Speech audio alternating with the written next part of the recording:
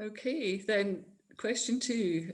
Tell me about a moment where you really experienced God or felt God's presence. What was that like, and why was it meaningful?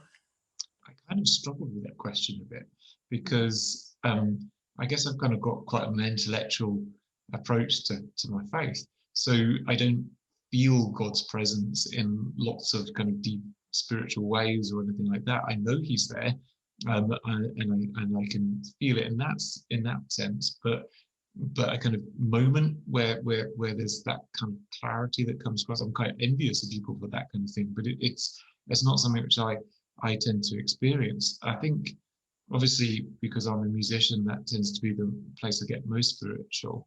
But there's a song which I've been listening to quite a lot. It's Jeremy Camp and his song "Keep Me in the Moment," and that is I don't know if you know that one, Kathy, but So, it's well worth listening to because it has been really relevant in the pandemic. He released it just a bit before the pandemic, and the words are really relevant, and it just reminds me that God's in everything that we do, in particular in the family life, and I think that's where I feel the kind of spirituality as well. So it's being present in the moment and realizing that God is everywhere and in everything we do.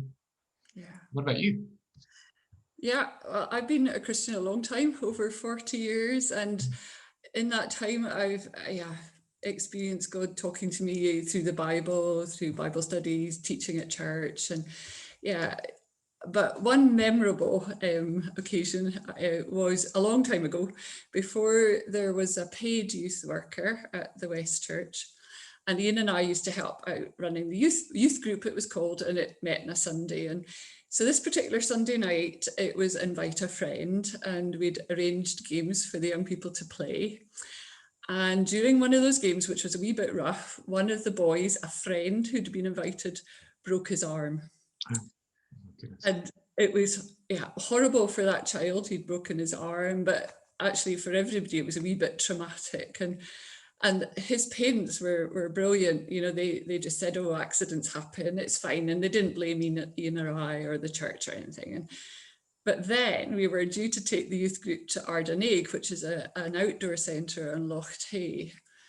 And I was just getting myself into such a state about broken bones and people hurting themselves, and it was our responsibility. And the run up to Ardanaig, 3 times this verse came through Bible readings or Bible studies, and it is Psalm 34:20.